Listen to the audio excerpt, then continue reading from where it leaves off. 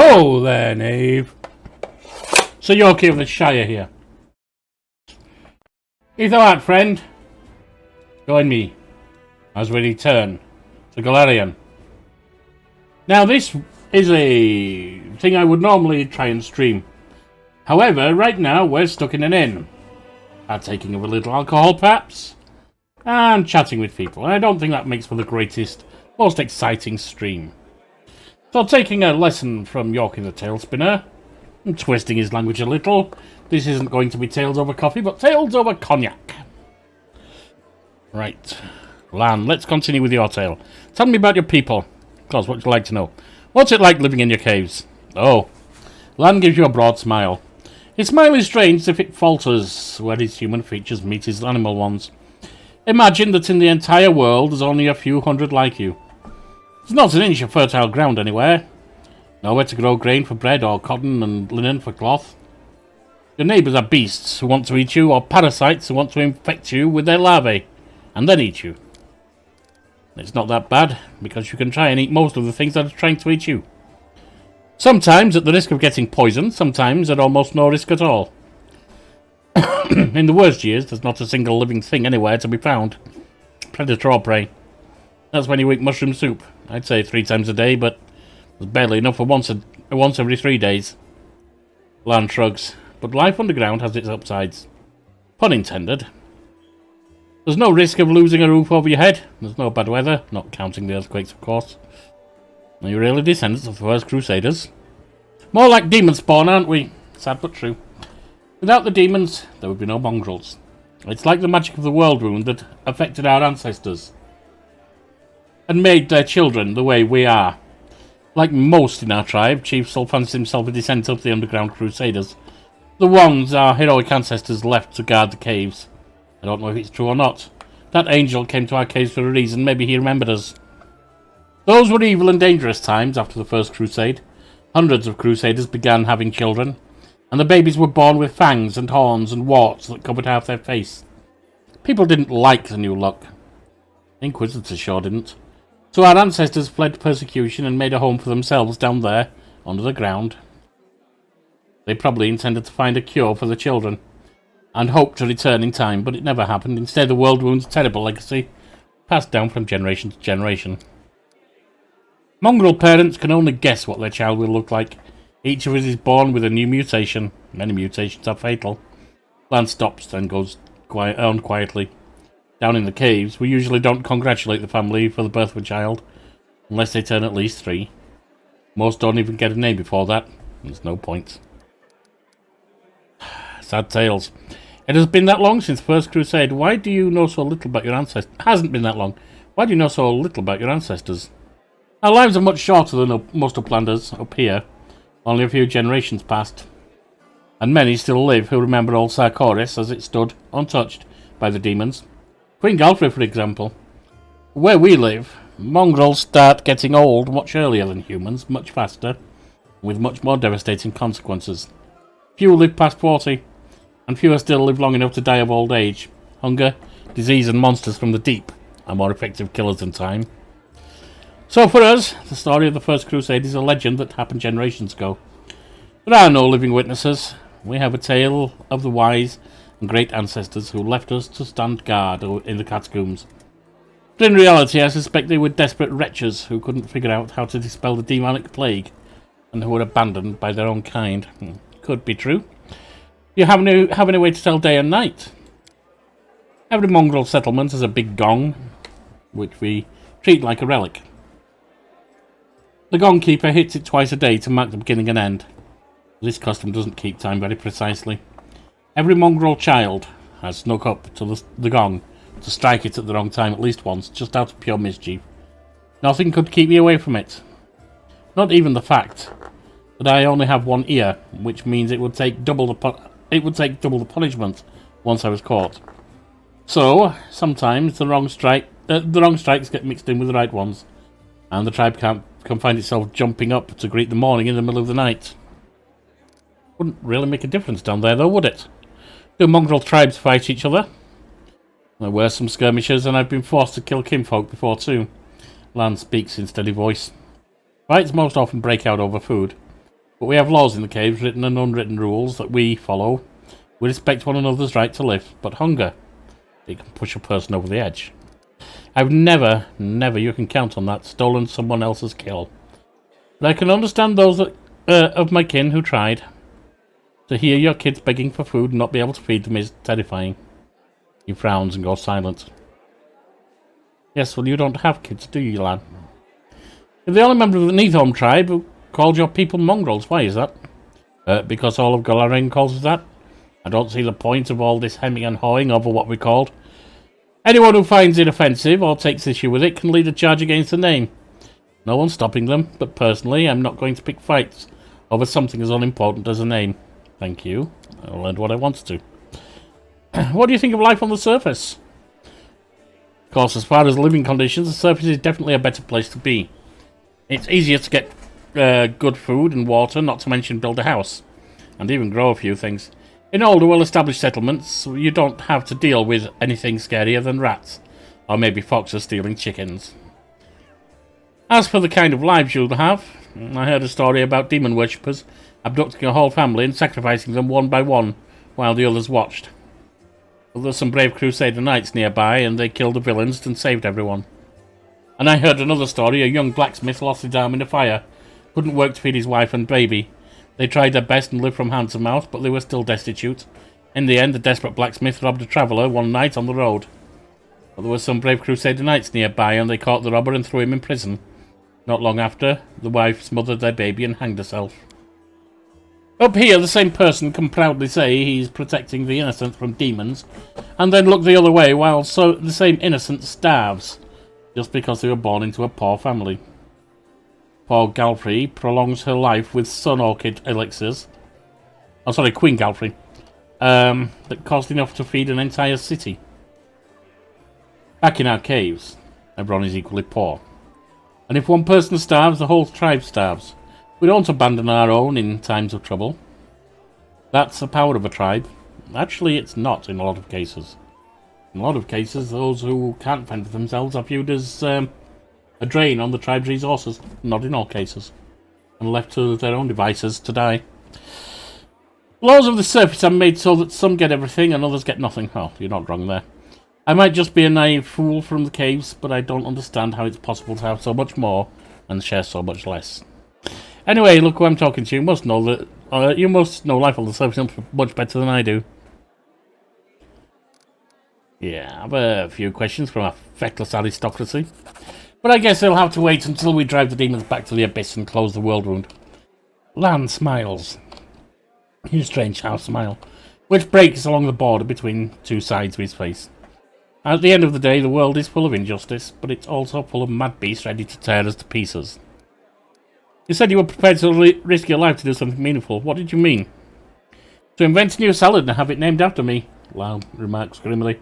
Then he sighs, truth be told, I don't know. It would be much easier if all I really wanted to do was kill demons, and then a few more demons, and more demons after that. Good honest rage and no needless brooding. I think I actually envy the warriors who can live like that. But I can't. If life's taught me anything, it's that there are no easy choices. Dying a glorious death isn't enough. Some heroes of the Crusade did that, and also saved entire settlements, erected the wardstones. Their actions kept the lands of Mendef safe for decades. That's what I want. For my dumb short life to have meant something. You think I have an exaggerated opinion of myself? Some scaly freak crawls out of the caves and wants to take control of the wardstones and flaunt Iomede's banner. Any fool can charge at the front lines of a demonic army and die there. What good will that do? I want something meaningful, you know? Even if I have to pay the highest price, especially if I have to pay it. There are plenty of worthier people who need to survive this war and tell everyone else what nutcases we were. Thank you, Lan. That will do for now. I didn't speak to Vasily, did I? So let's see about him. I don't need you to show me the scrolls right now. Who are you? Vasily Rathimus, rector of the local Temple of Abdar. The temple is gone, though, and if we snooze here much longer, the city will be as well. Who's the boy with you? This one, Geardo the Shepherd, my apprentice. He's a smart boy, his faith is strong. He serves Aristotle, though, but there's still something he can learn from an old servant of Abadar. He'll be a great cleric when he gets a little older. What kind of help can I get from you? First, I sell scrolls. I have a lot of them, something for every emergency. Second, while you're here in the tavern, I can read one for you. Guaranteed, no surprises. We'd better not go into the city without a cleric. I won't be going there myself. I'm too old, and my powers are needed here. I have to go. Right. Next up, we've got a little group here. Who's this Andara? An imposing young Oriad is surrounded by a group of crusaders who are hanging on her every word. I hope this example clearly illustrates the difference between Jiska legionnaires from the last war and the Crusaders. The perfection of form and spirit they were imbued with during creation turned them into parts of a well-balanced war machine. Not a ragtag bunch of individuals, but a united whole. Now tell me again, why am I supposed to be impressed by your reckless assault where everyone is fighting for their ego and for the right to beat their peers to a swift but pointless heroic sacrifice? Some of the Crusaders grumble unhappily, but it is clear they are captivated by the woman's words. The only exception is a scraggly and dishevelled halfling monk whose puffy black eye gives him away as a brawler and troublemaker. He enthusiastically pushes forward and tries to engage, but one of his friends swiftly jabs him in the back with an elbow, making the poor fellow pause to catch his breath. Let's listen in. One of the Crusaders angrily curls his fist tightly and retorts with a burst of passion. If those gists of yours, or whatever, had come for us, we'd have their guts for garters. You think we've never fought mighty adversary before? The soldier's stern face cannot fully conceal his relish. He clearly plans to enjoy this confrontation. The Crusaders around him look upon their exotic opponent with mixture of irritation and piqued interest. The woman chuckled before cutting off her interlocutor. I would love to see you storm a 60-foot tall walking castle shaped like a gigantic elephant that carries siege fortifications on its back. And I'll have you know, these fortifications were defended by Jiskan priest craftsmen, armed with demon-bound war machines. They use the enemies you cannot defeat as mindless weapons. The woman gives the people around her a triumphant look, and adjusts her clothes with pointed nonchalance. Her voice takes on a lecturer's note. You should not argue with someone who happens to be the most authoritative researcher on the history of warfare 3,000 years before the foundation of Absalom. The woman looks at you and flashes an amused smile. The lecture is over. Do my esteemed listeners have any questions? Yeah, who are you? I'm Indara, a warrior magus and scholar of classical warfare of Garund. The woman peers at you, apprehensive, then sighs. I admit that I'm mildly offended by the fact that my name is entirely unfamiliar to you, but I'm willing to accept that this is due to Avistan's isolation from the sophisticated culture of the world at large. Come a long way to be here. I like to think of myself as an inhabitant of Golarian, and I don't narrowly identify with any country in particular. So why do you come here? To witness a legendary war, the confrontation between denizens of a plain famous for its love of violence, and the Crusaders from every continent, united by a common goal of defending their home. An epic struggle of colossal proportions that hasn't been particularly epic so far, truth be told. The monk, with a black eye, grins and mutters under his breath. Maybe she just can't see it from here. The view will get more epic if she stops hiding among us and takes a walk outside. The woman smirks contemptuously. She does not deem the monk's words worthy of comment. Looks like you know more about warfare than any of us. Not entirely honest in that statement. Oh, am I hearing things, or did someone finally acknowledge my competence in the art of warfare? Perhaps there is a sufficiently open-minded person among the Crusaders after all. I find myself pleasantly surprised. Why don't you join the Crusaders and show them how fighting should be done? No. I'm a historian. How did I guess that? An analyst, a theorist. Do you know what these three words have in common? They describe a mortal woman who does not participate in the conflict upon which her thesis will be founded. You mean a coward? But then again, I will hardly be able to describe this mess as anything other than a feeble likeness of the last war of Jiska.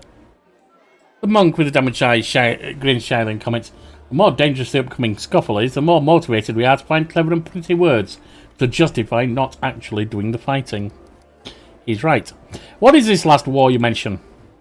Last war of Jiska, of course. A large-scale conflict that took place 3,000 years before the foundation of Absalom. It was a war against the Arisian pharaoh of forgotten plagues.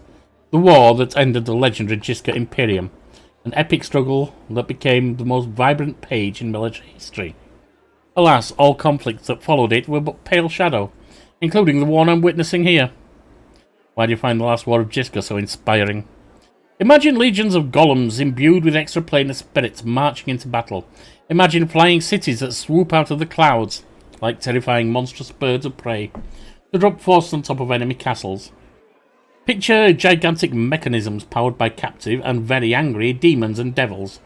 Imagine standing in the warpath of walking citadels, or having to cover your ears to block out the sound of cannons loaded with shrieking elementals.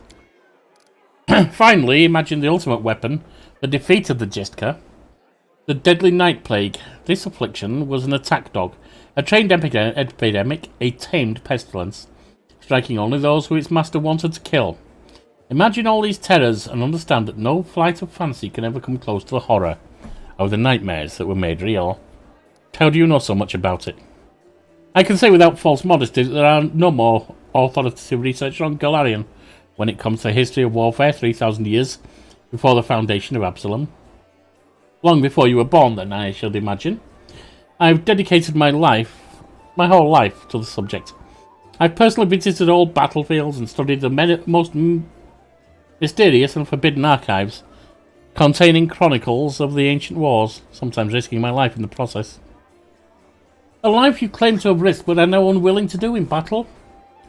I saw a fallen sky city of the Shire Empire with my own eyes. I ripped out the control crystal from an exterminator-class combat golem that guarded a Jiska laboratory with my own hands.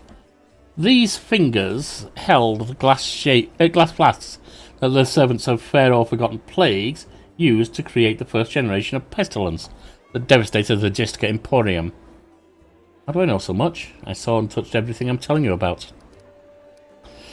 You're wrong to treat the Crusaders with such disdain. Let me explain something to you. A debate? Well, I'll be happy to prove the current conflict can't hold a candle to the last war of Jiska.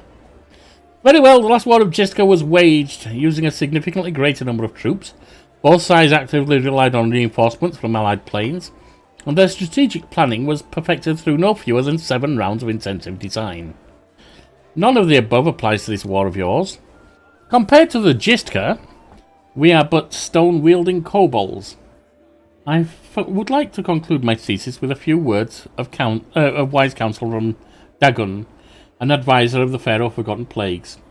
I doubt you will comprehend the true genius of his statements, but here it is nevertheless. A gadfly sees the ox pays no heed to the gadfly, but crimson fever takes them both.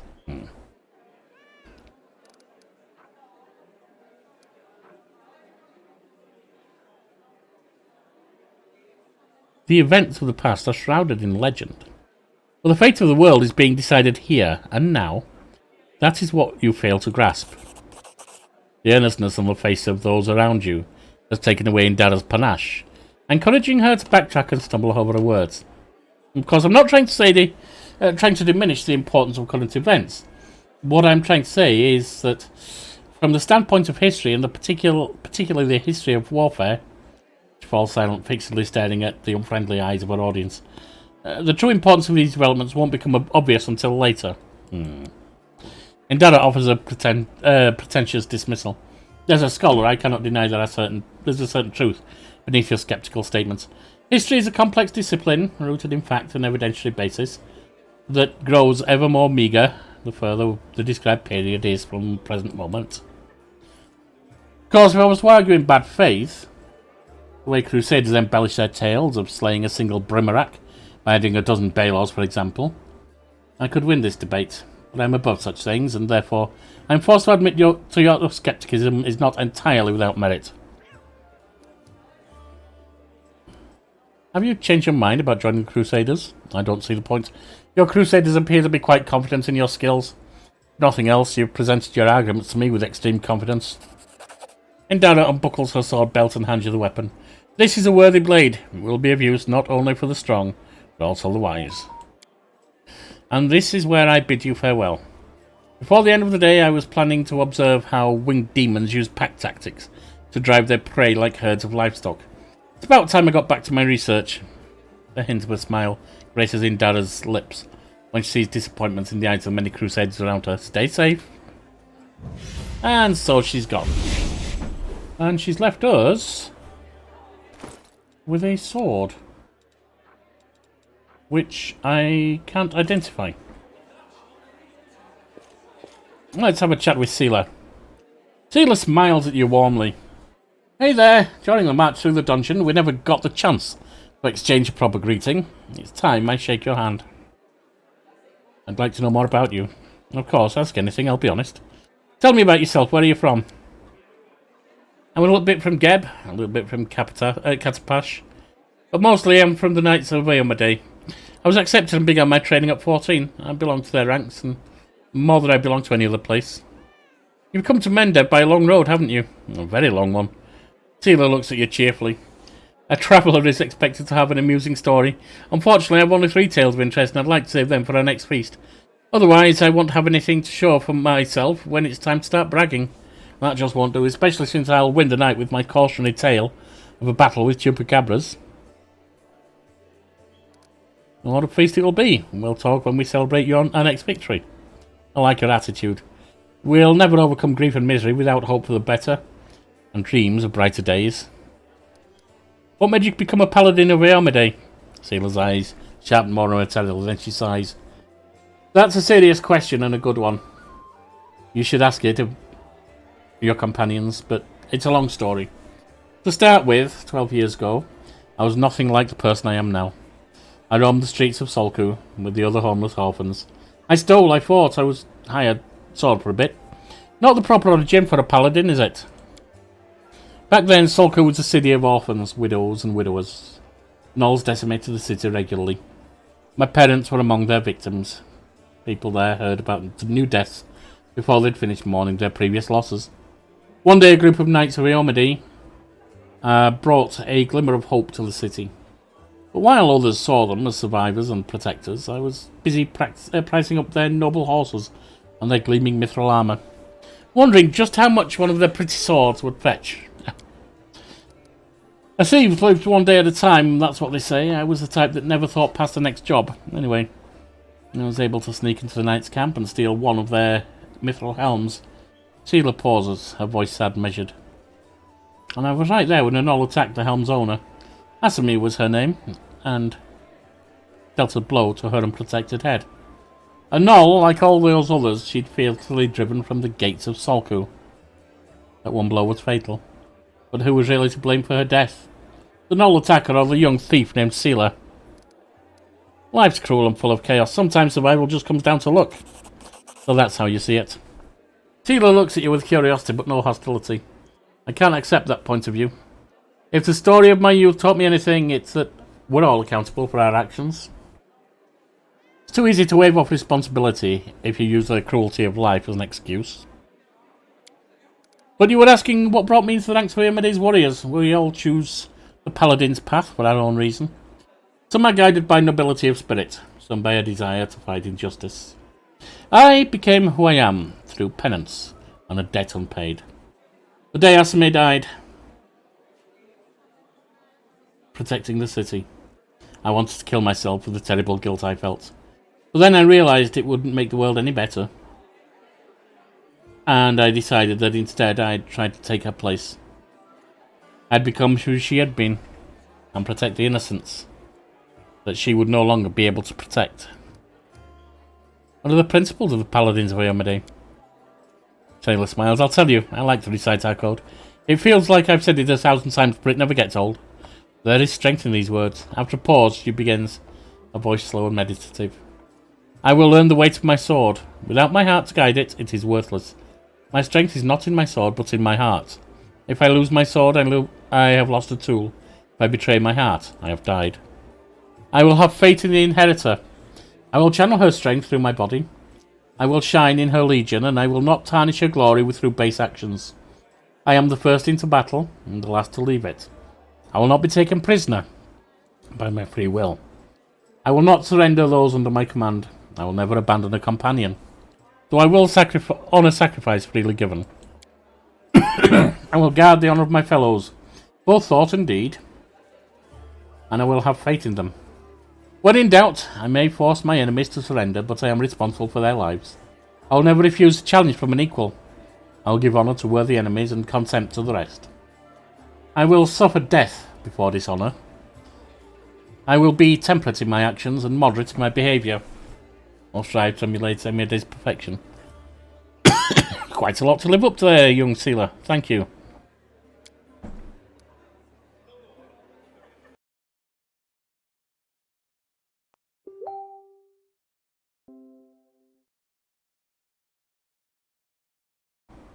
I think I may need to take a quick break.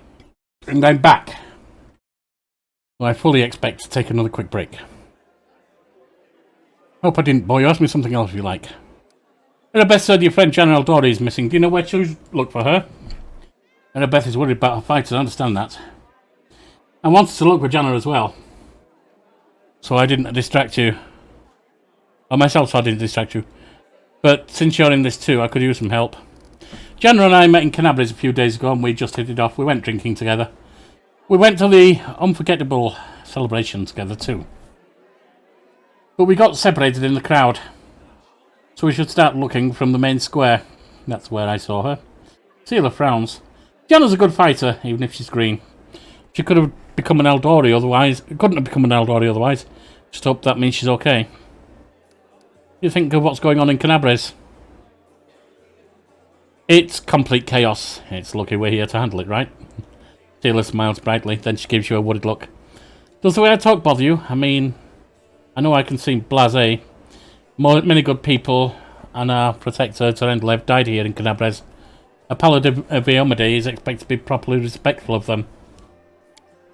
But I prefer to face troubles with a smile and a bit of common sense. Grief is a weapon they'll use against you, and it can undermine a warrior's spirit. It's better we hold off on grief until we've driven the last demon and cultist from the city.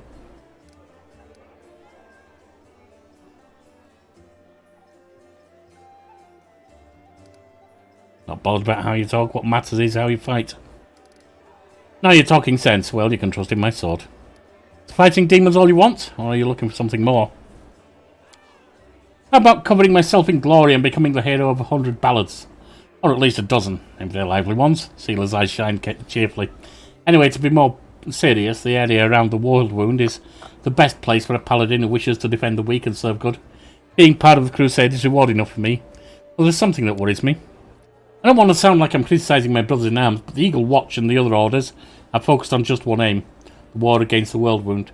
That's why they can sometimes overlook smaller things. Ordinary misfortunes, you know. I always liked being a wandering knight because at any moment I could just get up and go help a poor rat folk whose family had been kidnapped, or an old woman whose favourite dog had gone missing. So here's my answer. I don't have some big important goal, but I'll be happy to help those who need it. And a little bit here and there. Thank you. Until next time. See you. Right.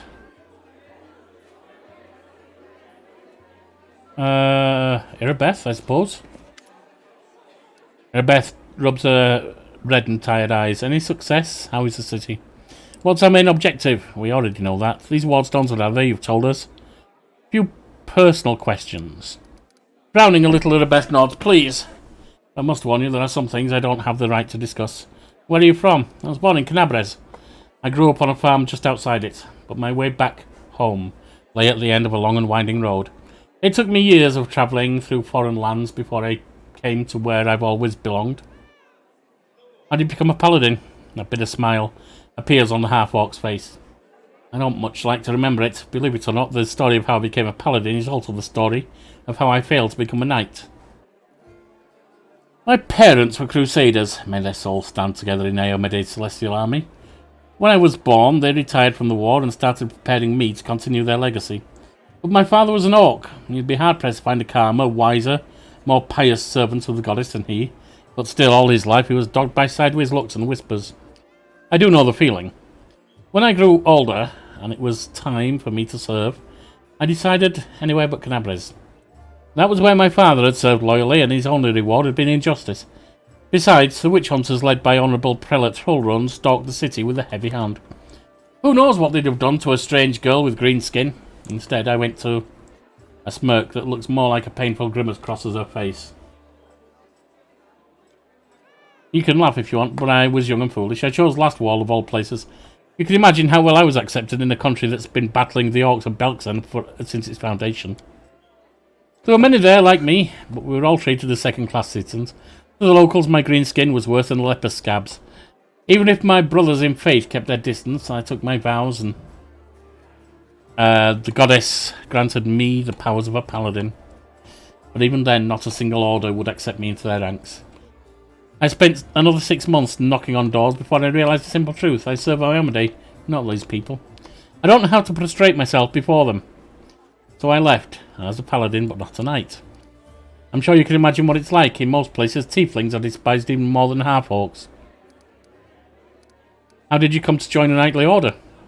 I left Last Wall and went travelling. The goddess guided me, and my path led me to where atrocities were happening. I often fought in exchange for gold, but never unworthy aims, of course. I wandered the Baruva kingdoms for a few years, killing monsters and tracking down criminals. Sometimes I thought I was just wasting my time, but my true place was in Canabres.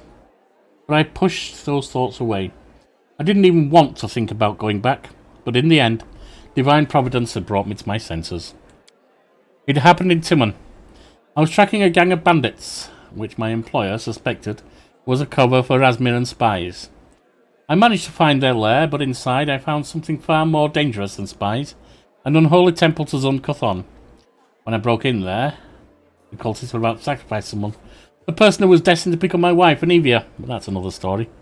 After I cut down the cultists, I examined their papers and couldn't believe my eyes. A network of evil cults had spread through all of Avistan, including Mendev.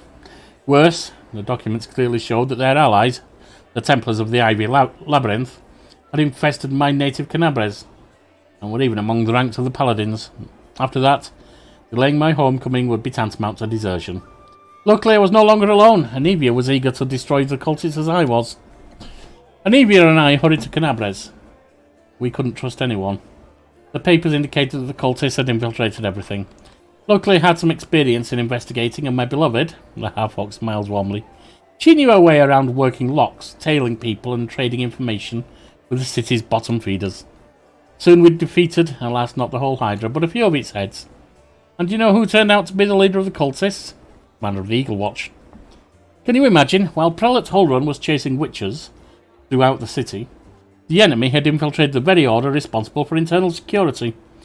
The scandal reached the ears of the Queen. At first she planned to disband the order in disgrace, but then she offered its commander to me, and put its salvation in my hands.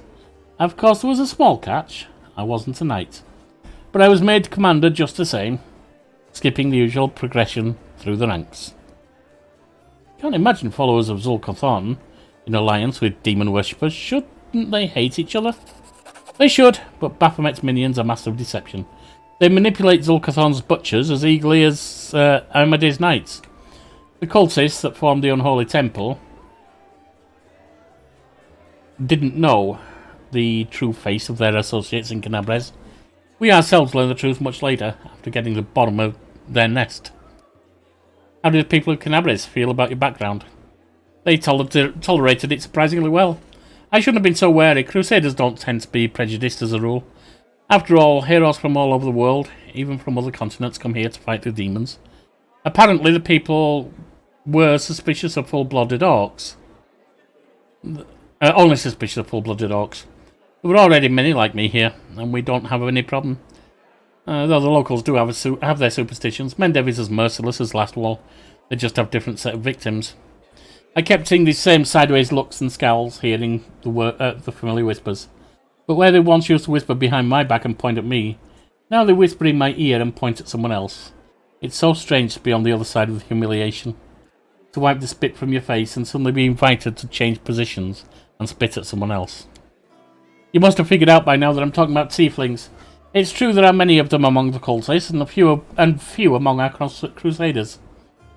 And our fighters do all they can to drive away those who would be our allies. People shun them, call them Arilu's spawn or worse, as if they chose to be born like that. I believe it's quite a feat to rise against the call of one's blood and join the force of good. Still, most only see them as the enemy. I once saw a knight bleeding to death because he wouldn't let a tiefling priest touch his wound.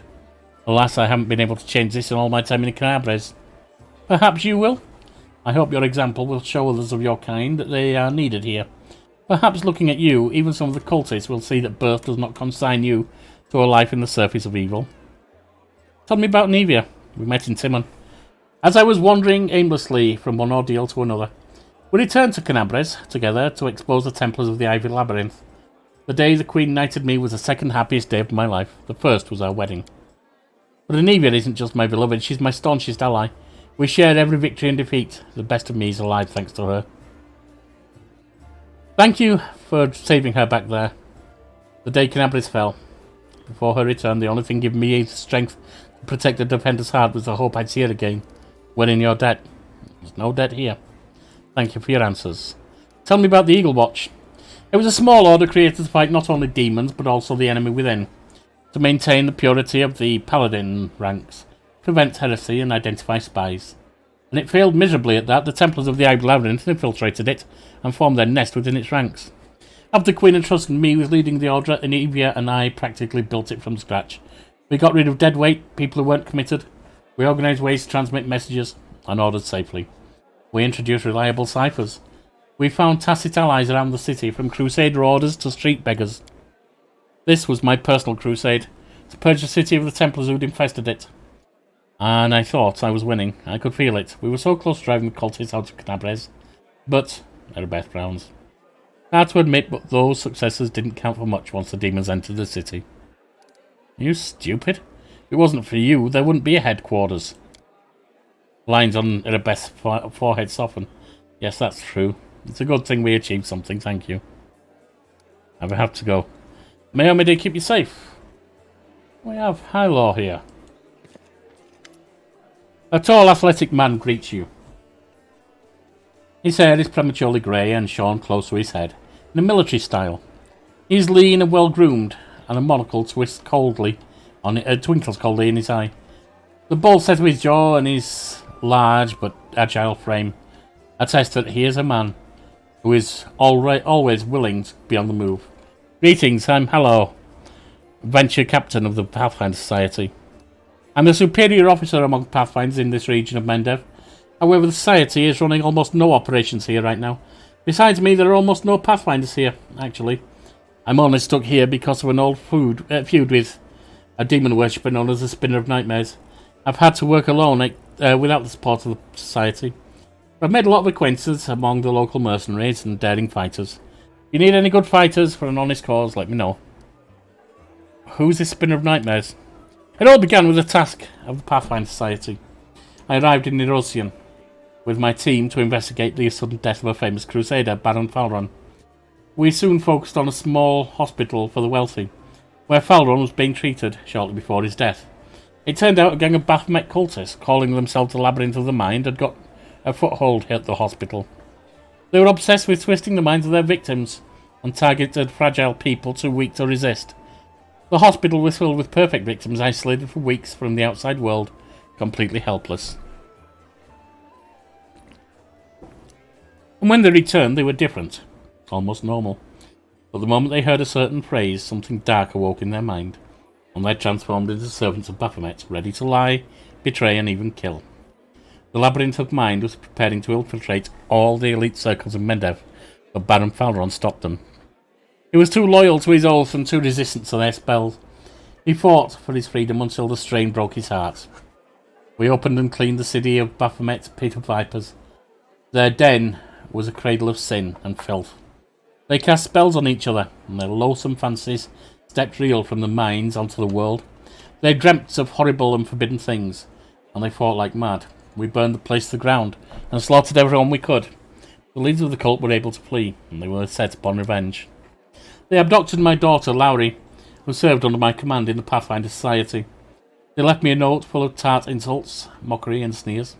From that note, I learned the name of my enemy, the Spinner of Nightmares. A few months later, I confirmed that she was the leader of the Labyrinth of Mind. My hunt had begun. I'd get Lowry back at any cost. Hello grits his teeth with bulldog determination. I want to know more about you. What exactly are you interested in? How'd you end up here? Well, you've kind of told us that, haven't you? Tell me about your daughter. Hello smiled, showing his healthy white teeth. As a girl, Lowry was just an angel. We lost her mother early on. She was left to follow my example, adrift with little idea how to raise a 10-year-old. But even with such questionable parenting, Lowry managed to grow into a wonderful girl. Brave, smart, beautiful, and entirely unbearable. She always argued with me about everything. When Lowry was 18 and told me she was going to be a Pathfinder, all I said was all right. I knew there was no use trying to talk her out of it, and she was a fine Pathfinder. I lost fist clench with a painful sounding crack. I'll never forgive the Spinner of Nightmares for taking my girl from me. Tell me about the Society. The Pathfinder Society is a global organisation that unites opportunists and adventurers of all kinds. We explore the world and uncover its secrets, travel, and sometimes face down threats. In times of trouble, the latter becomes our primary focus. We're driven by curiosity and the desire to make the world a better place. And of course, some seek profit or hunger for glory. In any case, it's hard work. They might send you anywhere on a mission. Weaklings have little place in the society. It's more for seasoned fighters. There are society lodgings in many cities. The closest one is in Nerosian. They're each led by venture captains, lads like me. The Grand Lodge in Absalom is the centre of the world. The Decemvirate sits there, the anonymous council of leaders. Alright, I think we're done with questions on that. And I have to go. Good luck, watch your back. Nobody there. August, you owe me some money. 1,000 gold coins. You just as promised. You helped me get back to the surface, and I duly paid you for escorting me. August Squirm always keeps his word. Now, speaking of our future cooperation. August looks at you with unvarnished disapproval, his arm folded across his chest, his foot tapping impatiently. I have a job that would be perfect for someone like you. Naturally, I'll pay generously. I mean, job for someone like me. But an adventurer ready to sell their soul for booze. Alright, maybe. And then lie down drunk in the gutter. Sounds like a good night out. Or do you think you're somehow different? Well, just go on about it. August sizes you up. You seem reliable enough, I lied to me. And you did get me out of the mongrel caves. So why should I care about what you do with my money once you've got it? August seems like one of those people who thinks the entire world owes them something. However, you hear not of his steady beneath his smug arrogance. It's as though he's really quite nervous, but taking pains to conceal it. So what does this job involve? You shall be my bodyguard, and I shall be your long-lost pal. Maybe when you call me, you can call me out. No, no. You see, I have good reason to return to my mansion here in Canabres. I still have. Well, it doesn't matter, it's none of your business. My mansion is a breathtaking building with a large garden and the wealthy parts of the city. Even before the demons attacked, every thief and fraudster in the city had tried to get me inside one way or another. I shudder to imagine the state it's in now. I have little hope that my guards were able to hold the mansion during the attack, and I expect that the servants fled when they saw the demons. Only Abaddon knows what's happened there since. Therefore, I would ask that you meet me at my mansion and guard me there until I complete my business. I already asked the local Paladins for help, but they've no desire to set foot outside of this tavern. Damn cowards and traitors, that's what they are. Also, please do take Camellia with you. I trust that girl more than the rest of your gang. She's of noble birth, after all. What kind of reward we're talking about? 1,000 gold. Double it. Alright, I can't push you again. Deal. Marvellous, and let's go. So we got to meet him over there. Camellia. Camellia looks you over pensively, toying with a snake-shaped bone amulet that dangles from her pale neck. Noticing your glance, she flashes you a cold, barely there smile. Greetings. It seems for a moment that she wants to say something else, but the pause grows too long and she slips back into cautious silence. Tell me about yourself. You want to know more about me than you already do? Why? Camellia arched a dainty brow. I talk to the spirits of this tormented land and they guide me in battle. I'll help you fight the demons, and I swear that you can rely on me in this matter. Is that sufficient? Where did you learn to wield the rapier so well? I had good teachers, although they don't get all the credit. I'm a most diligent student. Camellia licks her lips. Your amulet is quite unusual. Where'd you get it? Ah, my little trinket. It's so nice of you, no Twice. But I assure you this amulet is nothing but a bauble. Can a lady not be drawn to beautiful, useless things? Well, yes, my wife is drawn to me. I'm not even beautiful. Anyway, as much as I enjoy your delightful conversation, the spirits are calling me, and I must respond. Please excuse me. I don't think we're done yet, Camellia. The speech tells me you're of noble birth. Camellia laughs, her practiced musical laugh. as she watches you from under her lowered lashes. You're most insightful, a fine quality to have. Amelia's laughter ends, and unspoken words hang in the silence. Forgive me if my questions disturb you. I couldn't resist such a noble and beautiful lady. I'll stop bothering you immediately if talking to me upsets you. Not at all. Our conversation is quite exquisite delight. Amelia poured you a brief friendly smile. Alright, we'll talk later. Barman's also got a name. Let's talk to him. A strange figure towers over the bar. A huge, ungainly man with skin so milky white that his blue veins are visible even from a distance. His bald head is equal parts lumpy and pitted, and blood-filled eyes stare impassively out at you from beneath his pale brows. The glass in the albino's large clumsy hands looks dangerously delicate, as if one twitch of all those calloused fingers would be enough to crush it. A gold medallion engraved with tankard gleams around his neck. What'll it be? Show me what you have. Who are you? The albino slowly takes a measure with your red eyes. Finally he says, Gimel Hawks. Vampire. You really a vampire? Gimel gives you a long look of reproach and grudgingly answers, No. How did you end up in the Crusader city? How did anyone end up here? How did you, or them?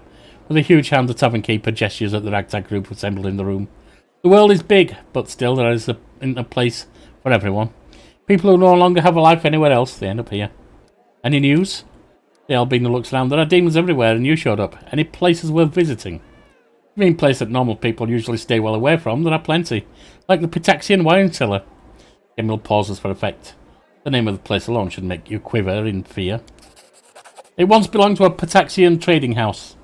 Then King Iravetti came to power in Pitax, and property started changing hands. Soon after, the seller's shop assistant was found in a ditch. Not all of him, mind, just his head. Numidian gangsters had taken possession of the place. They wanted to sell something stronger than the wine on the street, and they ended up on the gallows. Then King Iravetti's number was up. So now the store stands empty and unclaimed. People say that the Headless Ghost wanders the place at night, moaning ghoulishly. Ooh. After coming to an end of his story, unusually long by his standards, the tavern keeper takes a swig from his tankard. Just don't ask me how he makes any money with no head. I wasn't there, and just tell it like it is. I see you're not one for talking. Gives you a long, mournful look and says nothing. Appropriate. Alright, and I will be back after this brief break. And I'm back for the final few chats around this bar. This way. Something there. Something here too. Journal? Who or what is that? A young man in a well-worn travelling clothes and a simple wooden symbol of Aristotle. On his chest is efficiently cutting a linen robe into strips to use as bandages. Despite his visible exhaustion, he works with zeal, singing some tune about red braids and ripe sheaves of wheat under his breath. He raised his warm, chestnut-coloured eyes to you. Are you one of the Crusaders? Thank you for defending those whose talents lie off the battlefield.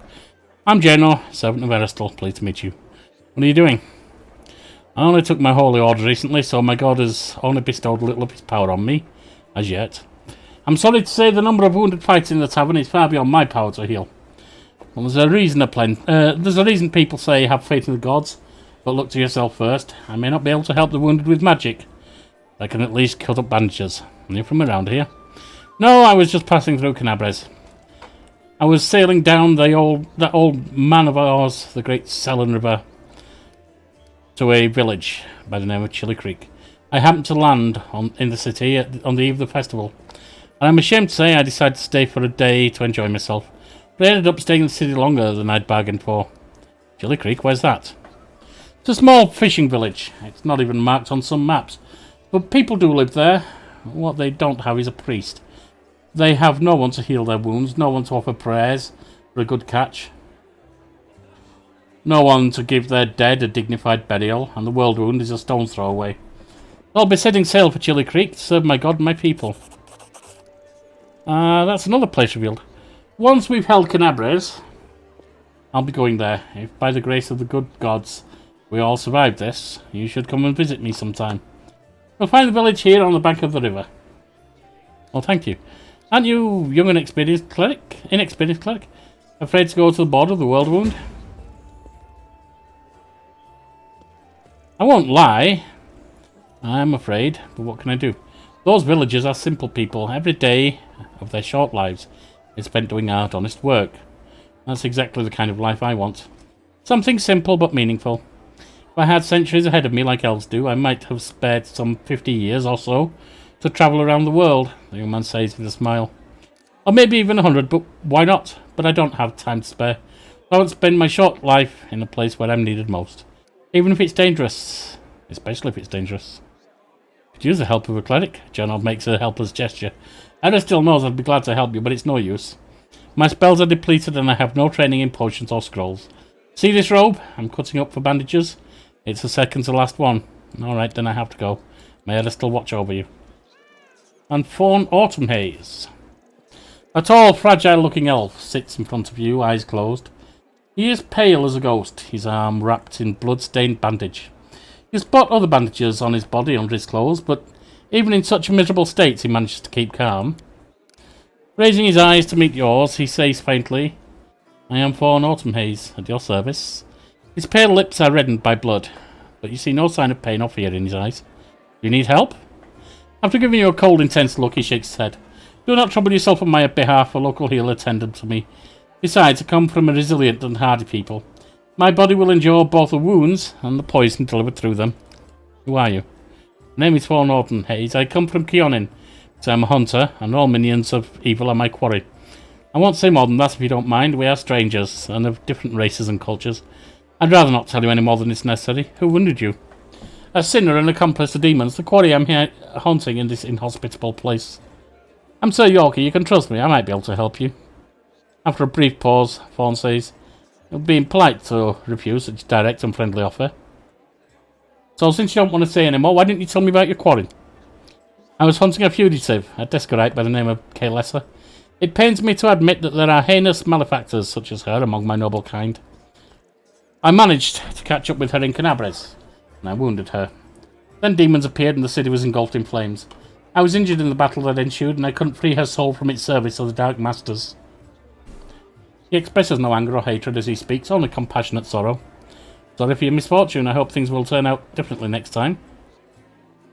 He purses his lips. There's no need for pity. Our ancient kind is blessed with great longevity. We gain a deeper understanding of the world and other races, and we learn our lessons better than anyone. That goes for learning from our mistakes as well. I survived, which means I will be more prepared when we next meet. I wish to aid you in the hunt. Fawn covers his eyes wearily. I thank you, but this is my mission, and I'm used to facing all manner of terrors from my own hand, on my own. I do appreciate willingness to help. If you happen to meet Kaelessa, take caution. She has turned many innocent souls to the path of evil, and darkness has rewarded her with many gifts. Her appearance alone will tell you that it is warped. The agate skin, the malicious stare of her blood-red eyes, the bestial teeth. She's more monster than elf at this point. What does Kaelessa look like again? Her skin is dark, her hair preternaturally white. Her red eyes can be perfect in the dark, which, to my dismay, I come to know from experience. A bright light causes her kind pain. I used an alchemical powder that explodes in a dazzling flash, and she cried out as if I had stabbed her. It's clear that this woman is a faithful servant of darkness. The marks that Kaelessa's masters left on her appeared to say as much. I'd like to know more about you. I won't hold anything back, not who I am, why I made my way here, or who it is that I'm pursuing. He's changed a lot, hasn't he, from someone who didn't want to say anything? Tell me about yourself. Other peoples tend to believe that identities are some other person's actions and the events that happen to them. For them, I am one long line of warriors of Keonin who, since his youth, has dedicated himself to hunting evil and injustice. For them, I am a successful and capable huntsman who has tracked down and slain a great many monsters. But I am an elf, and for me my identity has a different meaning. It is shaped by the place where I was born and that I love so deeply. I am shaped by what I find beautiful and what makes my heart quicken, and by the fears that come to me in the dead of night. By the things I find so intolerable that at the sight of them my very core darkens and fills with poison. Thus, to tell you who I am, I would require many days and much candour. It's more than you and I have at our disposal. Why did you choose to be a hunter of evil? Because I'm the son of a noble and proud nation. We are sometimes criticised for our arrogance, but no one dares doubt our honour. When a crime is committed, we cannot turn a blind eye. If we were to abandon our obligation to oppose evil, if we were to surrender this obligation to other races, we would also relinquish our preeminence. Who's the quarry? Careless, you said that. Refresh, which we don't need to have no more. And now I have to go. Good fortune to you. And then there's just downstairs. Wherever my legs carry me. Delvin. Surrender thy soul, Delvin. What's this? How many protectors? Got you again. How many times that today? What's going on here? Take your jokes and stuff from Tiefling. Whoa there, easy chief. Don't hit me. Go ahead. Don't take a long time though. There's stuff here we can gather. A shield. Oh, there's a plate behind it.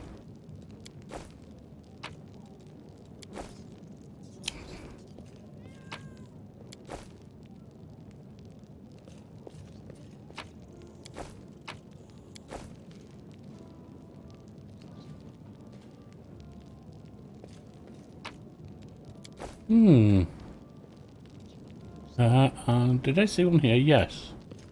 Let's try that.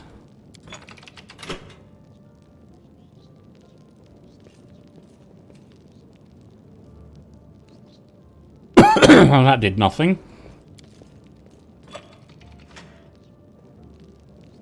Not sure that did either. Oh, it did. Look at that.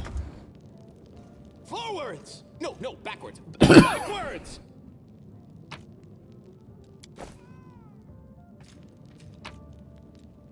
Some kind of crown. What do we have? I won't know, will I? Because I can't identify it. Oh.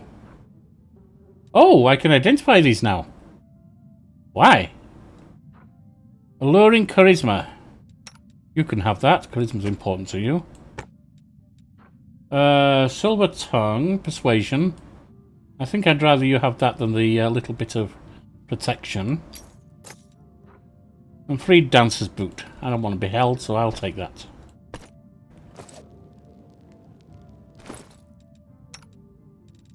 You can have a bit of protection.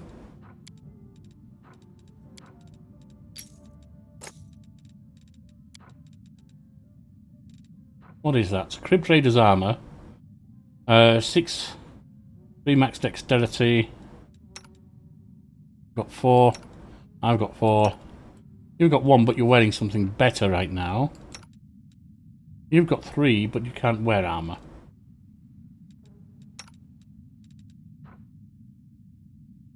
And honestly, I probably shouldn't be carrying that. It's getting in the way of some of my skills, isn't it? It's always that come to that. I'll be looking to go down on that. Let's see. Claw of Jiska short sword. 1d6 fire damage. Intriguing. I can't wield it, but never mind. I already have my weapon. Now let's go see about this tiefling in here with a weird shadow. Hey, Chief. Hey, Dreamboat, come over here. I want to talk to you about something. Something really important. I'm skeptical, but go ahead. Quit bothering the decent people in here, Woljif, or I'll knock your teeth out. Well, that's violent. What's it to you, Delvin Dum-Dum? You were told to guard me, and I'm not stopping you. But no one told me I had to shut my trap. You two are a veritable comedy troupe, aren't you? Who are you? Woljif Jeffto. I deal in useful things. I can get you whatever you want. Anything. But there's just one problem. The tiefling rattles his chains and gives you a meaningful look. What do you want from me? I'll lay it out for you. Simple job, 30 minutes tops. We go someplace, talk to someone, and in return, whatever you want, I'll get it for you. Some extra rations? No problem. Armor, weapons, scrolls, you name it. It's as good as yours. If you need my help with something, whistle and I'll be there. I'm handy enough with knives too, and even my magic know-how isn't too shabby. What a load of guff. If you were good at magic, you wouldn't be stuck in here now, would you? Don't you listen to him, Chief. He'd find fault with the Queen herself.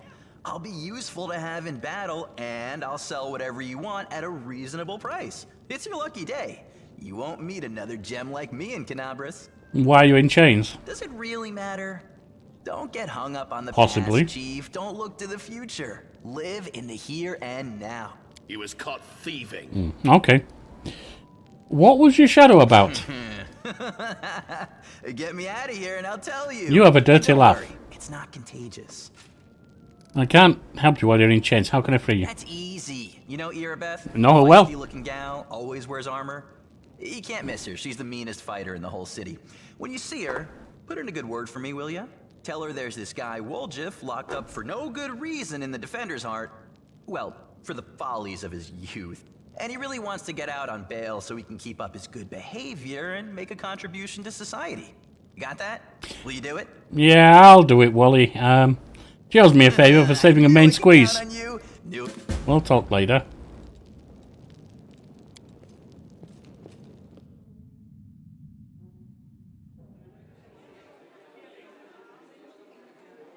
Oh, Irabeth.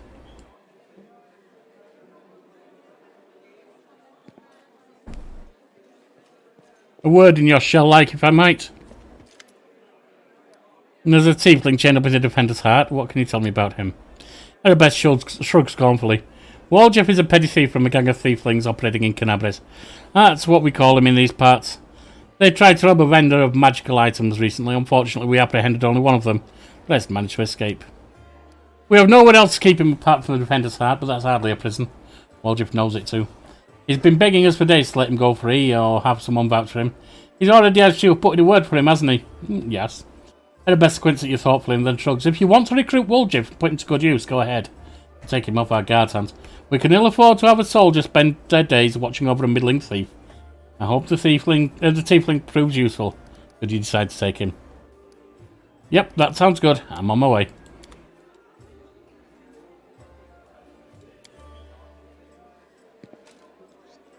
Down we go.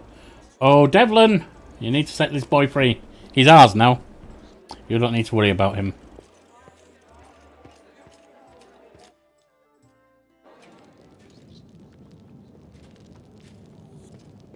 Well, Chief, what do you got for me? Talk to her at best and I've decided to make you part of my troop. We'll see how it goes. You must be a smooth talker. Come on, Delvin. Get these bracelets of yours off me. I'm going free. You're sure to regret this. Maybe. This tiefling will fleece you for everything you've got. Mark my words. I'll have the skin off his back. You're a bitter little man, Delvin. Petty and mean. You can't even be happy for me, can ya? I pity you. I'll leave you alone with your sad little soul. So long. And now, Chief, straight down to business. You see, I'm one of those guys that people around here call Thieflings. Yeah, no. We just call ourselves the family. After we knocked over that shop and I got stuck here in the Defender's Heart, a little bird told me that big sister Charisme wanted to see me. That she had some questions to ask me. You following? Your boss thinks you stole something and wants to gut you for it. Got it. Now, she won't be asking me questions like, Woljif, how'd you manage to get out of this one? Or, Woljif, you're so thin, didn't they feed you? No, something serious has gone down, and I just know they want to try to pin something on me. Yeah, that's I what I'm can feel it getting. in my tail. So, I knew right away that I couldn't go alone. You turned up just in time, Chief. You don't need to do anything when we get there. Just stand behind me and look mean, and I'll handle the rest. Somehow. Let's go, I'll show you the way. Sounds good.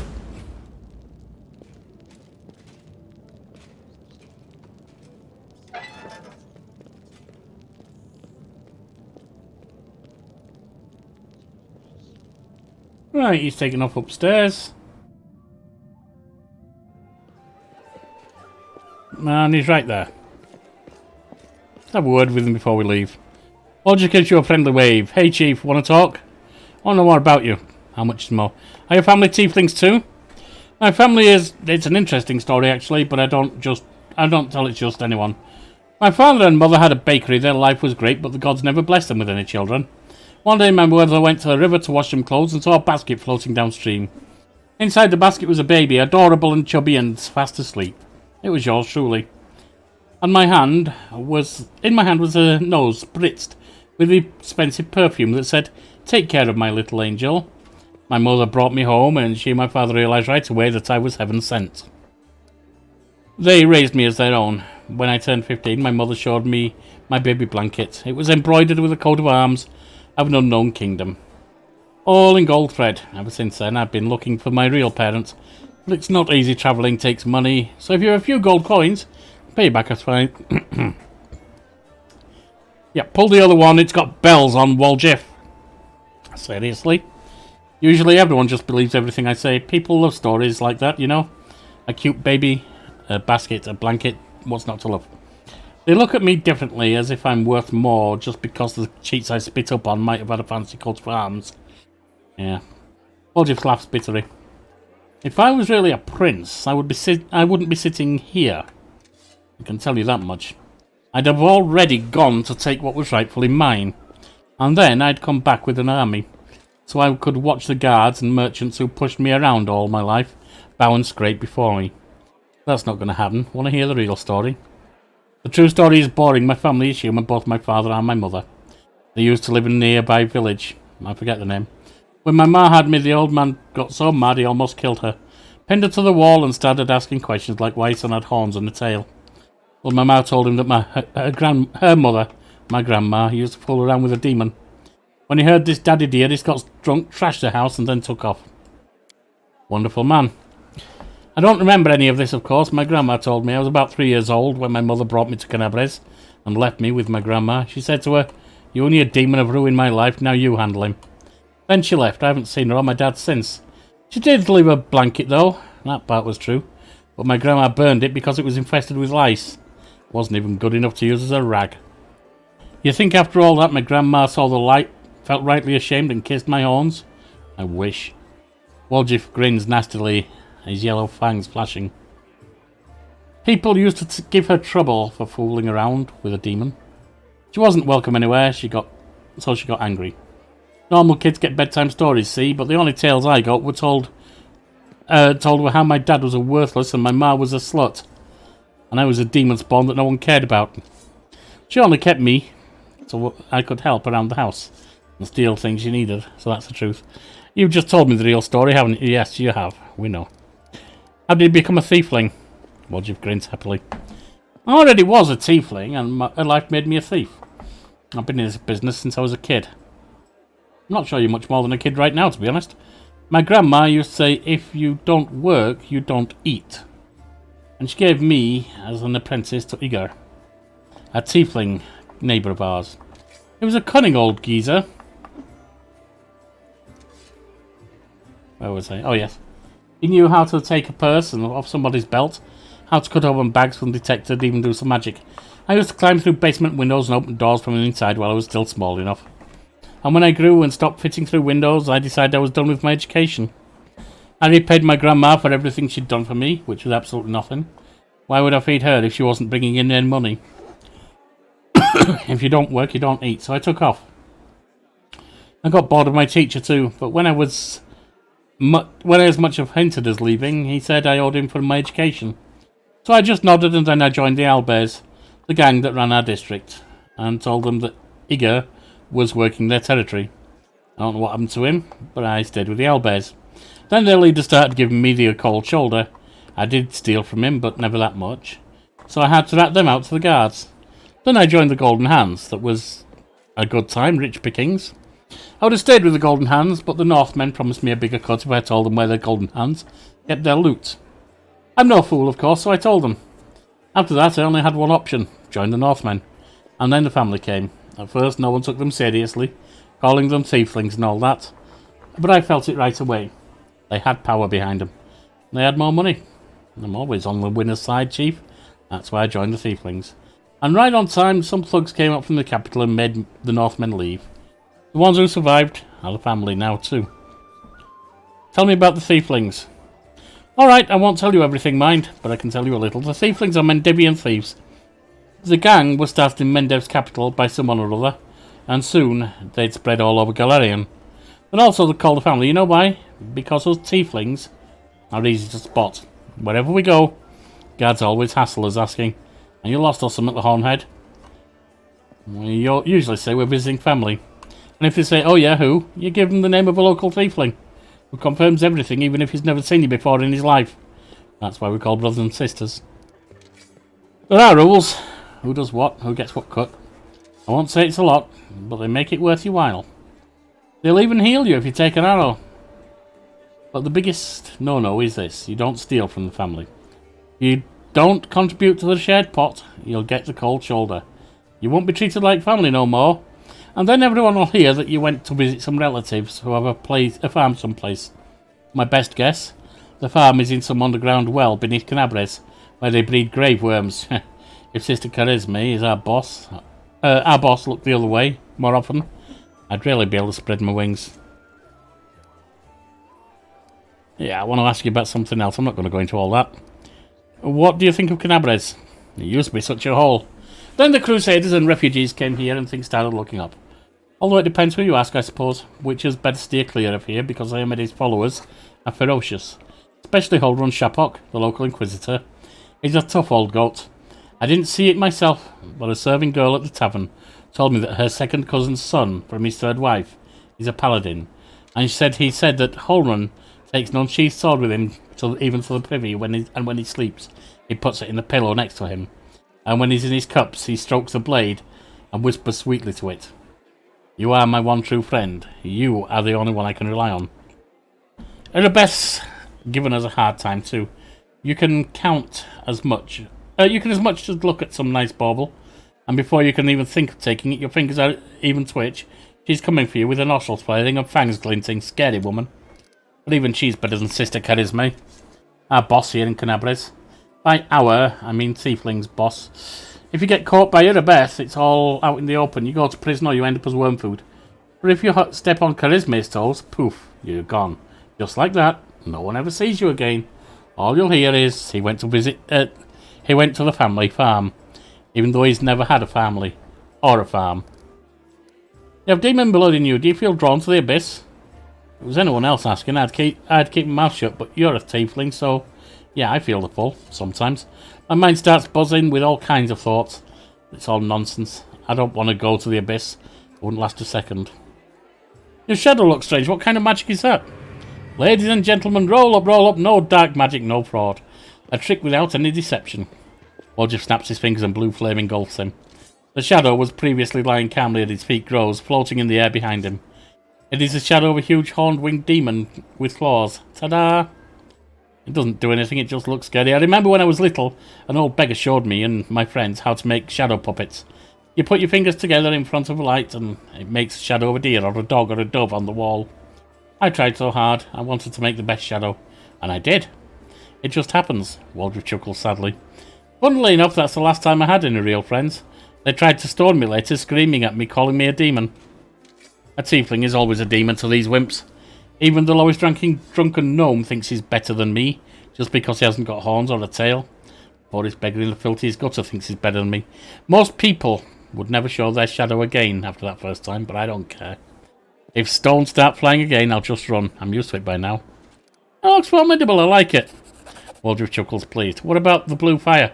That's my favourite part. It doesn't burn at all. If I had a coin for every time I've caught a beating for my little show here, I'd already be proposing to Galfrey. But still, I don't want to give up on something so beautiful. Alright, you could tell me a game, but we don't really need to hear it. Something else. Have to go. Talk later. Right. And with that, my friends, we're ready to leave. Let's step out to the world map. Is it? Or is it?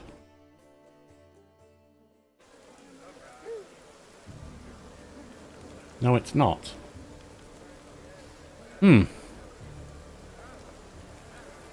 Outside the inn. Jordan Vane. Ah, he must be Staunton's brother. A grizzled dwarf or father or something. Turns a blade in his coloured hands, carefully inspecting its edge. When he sees you approaching, he sets his blade aside and greets you with a nod. A new face in the city. You picked a good time to come to Canabres, as you can see, when it's all need of warriors. Do you know everyone in Canabres by sight? Well, not everyone, but I make it my business to know people who might need my services. A blacksmith's work isn't just the anvil, you know. We've got a few of your kind in the city. The smith shakes his head in annoyance. I'll be honest with you, you won't last long here. By hook or by crook, Thieflings are running out of the city. Even if they be thrice-blessed paladins, it's shameful. Why do you have your forge here in the tavern yard? Wherever I am, that's where my forge is. A true master of any craft will always find tools they need. I miss my old forge, of course. It's now just a pile of charred stone and metal. But I've still got my hands, and that means I can work. You recognise this sword? Do I recognise it? Of course I do. I made this with my own hands. There's my brand, see? The dwarf carefully takes the sword in his hand, gazing at it like a doting father. Oh, Yanni, all things have been tough without you. But at least we've still got your sword. That's something. Joran returns the sword to you. In battle, ordinary swords get blunted. They break. But sometimes a weapon can preserve. I don't know how to explain it. I'm no authority on these things. But something like an echo of the deeds done by that weapon. Or more like a reflection of the wielder's soul. I don't know. I will say one thing. Take care of that sword. Yanni may no longer be with us. But the demons will still remember why they need to turn tail and run when they see radiance. Ah, the scabbard's all one. We can't be having a fine sword like this being carried around in this tatty thing. I'll make you a new one if you like. If the city stands strong, we both survive, come see me again. And I'll have it ready. No charge. I have to go. Was there nothing else to say? No. Show me your wares, let's just sell what we don't need. And name. We can sell that now. Diary. Someone may be able to use Claude Jiska. Hang on.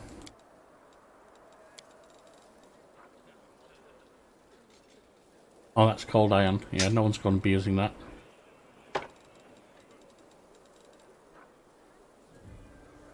We got a pet owl cat. Alright. Oh, I don't need these. I'm not going to remember most of these anyway, so let's get rid of those. What's that? Keep that one.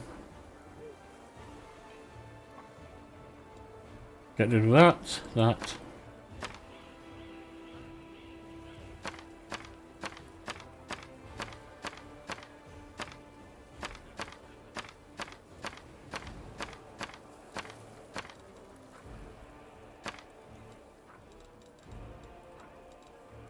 Done. 8 grand coming in.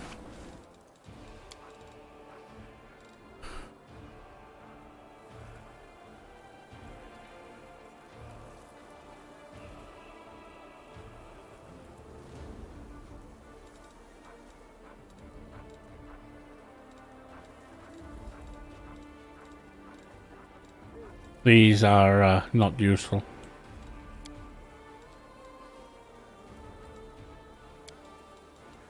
Price in descending order.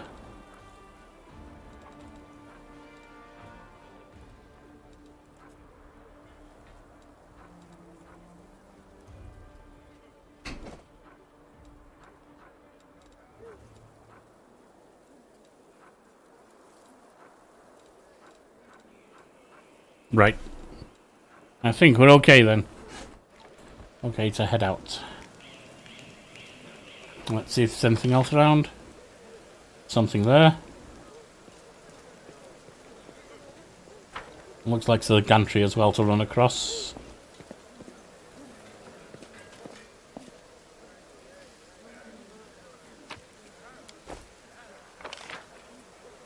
Yeah, that's a gantry to run across. And there's something up there. What's over here by the gate? Anything?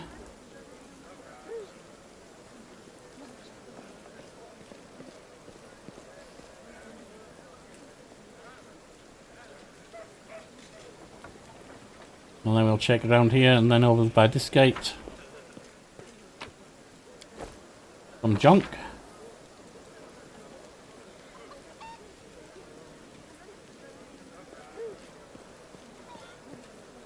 And over here. Something there. Just sell up the junk to old Jaw in here. It's only 81. That's fine. Head out to the world map. And that's where we'll end it. For today. I've been Sir Yorkie of the Shire. You've been a fine audience. And this has been us catching up on the tales of a cognac in Pathfinder Wrath of the Righteous. Very well.